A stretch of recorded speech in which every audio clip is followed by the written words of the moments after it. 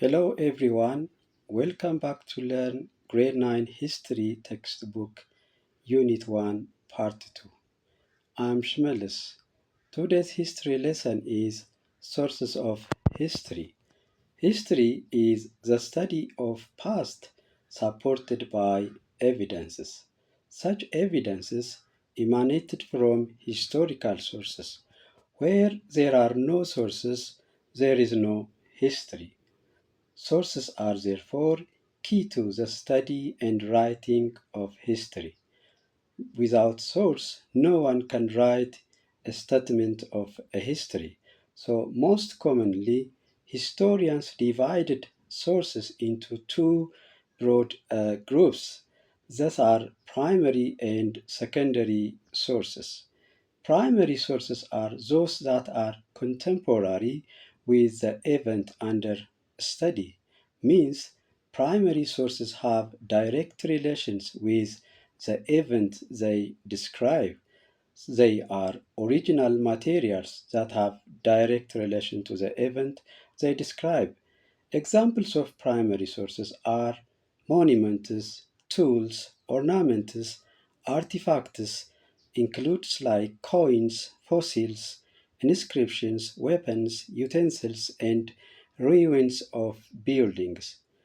Written materials could be another examples of primary sources, such they include manuscripts or handwritten materials, chronicles, diaries, letters, minutes, codes of laws, court records, and administrative files, travel documents, video, and audiovisual materials. These are a good examples of primary sources. Secondary sources are sources that contain information that is derived from primary sources. They are reconstructed from primary sources. Examples of secondary sources are articles, books, textbooks, and oral traditions, and published stories or movies about historical events could be another important examples of secondary sources. Oral tradition could be a secondary sources that transmitted by word of mouth from one generation to the next. History can only be written based on the data mentioned above. However, whatever the sources, either primary, secondary, or oral traditions, they must be critically evaluated in order to get their originality. For example, primary sources have to be verified for their originality and authenticity to avoid forgery. Secondary sources have to be examined for their reliability of their reconstructions, whereas oral data should be cross-checked with other sources such as written documents to determine its truth, because it may lose its authenticity due to distortion through time. So any history teacher or a student, before he uses sources, he or she must evaluate the originality and authenticity of their own historical sources to avoid misunderstanding or writing of history. Dear my students, now we are going to look another very important topic. Is about dating in history. Before the lesson, my lovely student, don't forget to subscribe, share, and share the channel. So dating is a figure or numerical statements that express the time of historical events or process. For example, the Battle of Adwa took place on March 1, 1896. So dating in history is expressed in a numerical statement such as decade, century, a millennium. For instance, decade, it refers to a period of 10 years, whereas century is 100 years, and a millennium refers to 1,000 years, 1,000 years. For example, The years from 1900 to 1909 are the first decade of the 20th century. The years from 1900 to 1999 are the 20th century. The years from 1000 to up to 1999 are the second millennium. So, dear my students, you should have to know the importance of time in writing history. Why? Because history is very broad. So in order to understand easily, historians categorize their historical events based on such periodization.